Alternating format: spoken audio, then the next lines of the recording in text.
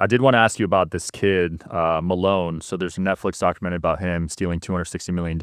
Did you ever hear about his name through the grapevine when you were coming up? So no, he was like very young.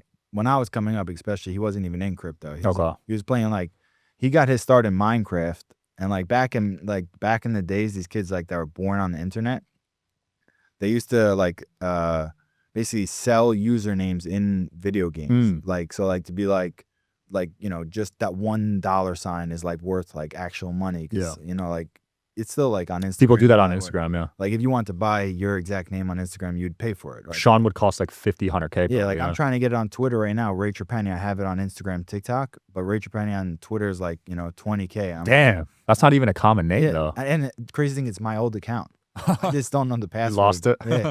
Damn. And it has no followers, nothing. Like I just want the name. Yeah.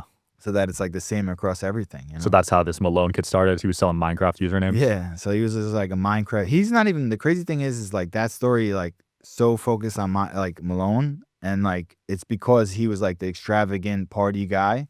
But there's still two guys in Dubai that made majority of that money. Really? And they were like the guys who like called him and like did like the real social engineering part of it. Malone was just the guy that like found him and like got him on basically like the whole, like where you get a text that your accounts are getting hacked. Yeah. Supposedly he was the guy that launched the coin, who's one of the founders of Venmo.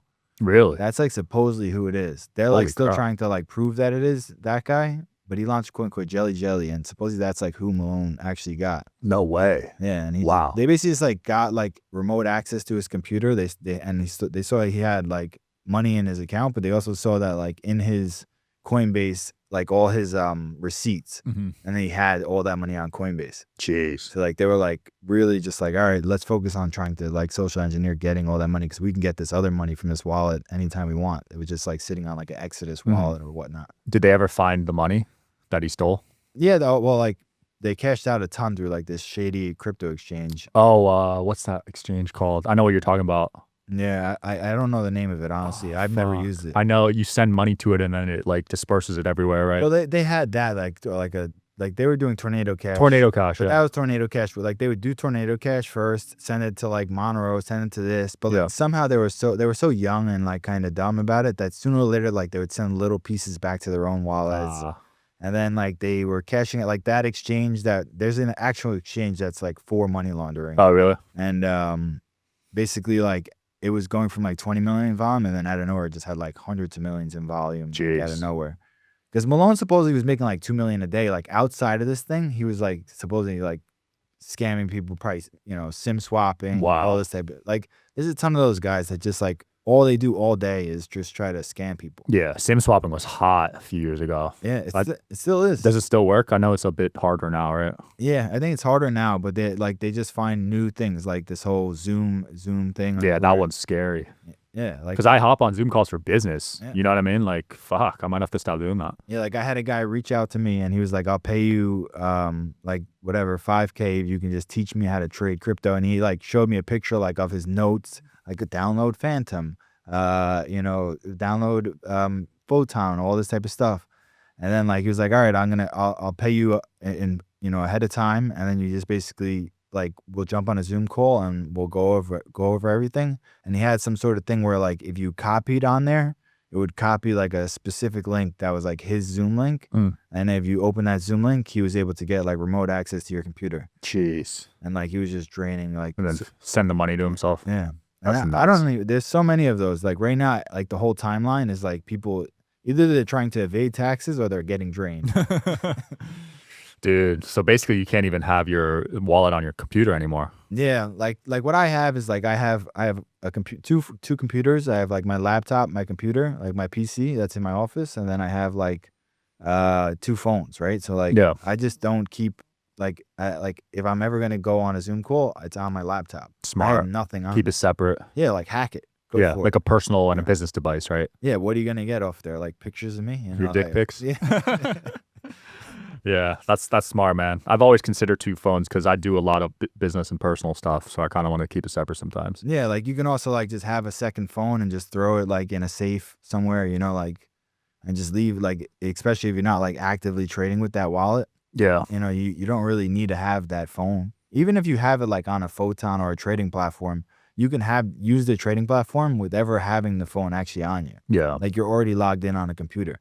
And like the only way to cash out like on Photon, for instance, is from Photon back to like the main sign up wallet. So like you're safe having your Photon on your computer, and even if you get hacked, they can't do shit because it's just gonna send it to the phone that no one can get access to. Yeah. Yeah, that's So smart. there's just like OPSEC things. Like I've been in the game since 2017, and I've never once been like drained, hacked. You know, God forbid. You Yeah, know, knock on wood, right? Which is impressive though, because I feel like a lot of people will fall for like an email scam or click the wrong link and get fucked. Yeah, I hear it every day. Like Yeah, every day same. someone. Crypto Twitter every day. I scroll on there. Yeah. It's nuts, man. So you're still pretty active in Twitter though. Like is that still the main focus for you? Like crypto? Yeah, I'm basically just like a lot of for like the beginning part of the cycle I was just trading mainly. Yeah. But like yeah, I've always done like after basically what happened was like I got back in because a new mutual friend we have, Islam, reached out to me after the documentary. The first day he hit me up and I was like, you know, I didn't know who he was. He just hit me up and like I was like trying to, because I had never had any social presence. So like I was like doing like live streams just to like show like, hey, what's up? Trying to figure out where I'm gonna go like direction wise after a documentary came out. I should have like probably like pre-recorded a bunch of stuff and had content like out. You should have did what the Tinder swindler did. Yeah. Just going. But he also bought like most of his followers. No one really cares about. He that fell guy. off now. Yeah. There's a difference between like building a following and then maintaining it. Yeah. You know what I mean? Yeah. Like I didn't want to like keep swindling, right? I was like trying to like actually go legit and build like, a brand. Yeah. Build a brand. Yeah. So like it's a slow cook in a way, you know, like where I'm still just like, but through him, he basically like introduced me back into crypto. And then like, very early on, like I started doing well in trades and whatnot. Yeah. And then like Jason Derulo happened, like where like he got scammed by Sahil, and then like I helped run his coin. And then from doing that, like I did really well on his coin, made good money. And then because I ran that coin, like once you have like a call channel and a Twitter presence and you post any sort of other coin, people just like pay, you know, like people like other projects will pay you crazy money to like promote their coins. But like where I went wrong, I realized early because like I missed the whole last cycle. So like I was like trying to figure out this whole KOL game, which is like key opinion. That was the last cycle, the celebrity KOL coins. Yeah. But it's now still there's like big KOLs, you know. Now it's more like a pump fund cycle, right? Like it's more like it's a quicker cycle. Yeah, it's a weird cycle. It's like before the coins would last weeks. And then before the previous cycle, the coins would last months. Now they last days, sometimes hours. Yeah. It's awful. It's terrible. And because like the worst part about it is that like no average person can get in the game if they can't hold a coin overnight. No, you're cooked if you hold it overnight. You're waking up to zero. Every single, like 99% of the time. And even really good traders get wrecked in this cycle.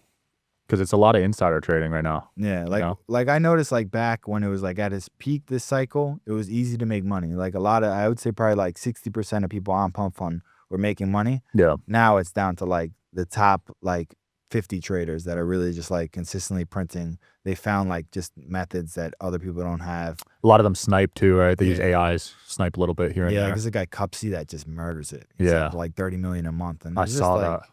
Yeah, that guy's crazy. And then Jake from State Farm or some shit, I heard. Have you heard of that Twitter account? No. You haven't heard of that one? Oh, that dude's a legend. He like snipes coins as soon as they launch. Yeah. There's a guy called Hard Snipe. I don't know if that's who you're talking about. Nah, there's a few of them. But he's like a Newton. There's a guy, Hard Snipe now. It's like a modern day Sahil. Yeah. He's like doing like, he did like Morocco coin with French Montana. But basically like the coin like will do like range. Then just like the person will post, it'll fly up. And just like one clip down. One click. Yeah. What happened to Sahil? Did he get in trouble? He's in those countries like don't get anybody in Dubai, trouble. Right? He's either in Dubai or India, one of those countries. Yeah, I've never heard of someone getting in trouble over there. Yeah. For crypto. Yeah, that's the thing. They just kind of very lenient on like crypto. They just Also rugging. I what charge would that be? Like, has someone gotten in trouble in the U.S. for that? Well, the thing is with meme coins, they're not deemed securities. Right. So like there is no charge. There's no charge. Especially on the Trump administration, they removed the whole SEC task force. So like there's no charge to even like you're legally or essentially are allowed to rug people. Wow. Like the one thing that they could say is illegal is bundling coins. What's that? Like where you basically like buy up like 80% of the supply of the coin Okay. yourself. There's like rules to that. That's like why XRP got deemed a security, was because they owned like 90% of the coin. Oh yeah, we need to hear the truth about XRP. So you've looked into this. Could you explain to people what's going on with XRP? Yeah, XRP is literally like so useless. Wherever you guys are watching this show, I would truly appreciate it if you follow or subscribe. It helps a lot with the algorithm. It helps us get bigger and better guests, and it helps us grow the team. Truly means a lot. Thank you guys for supporting, and here's the episode.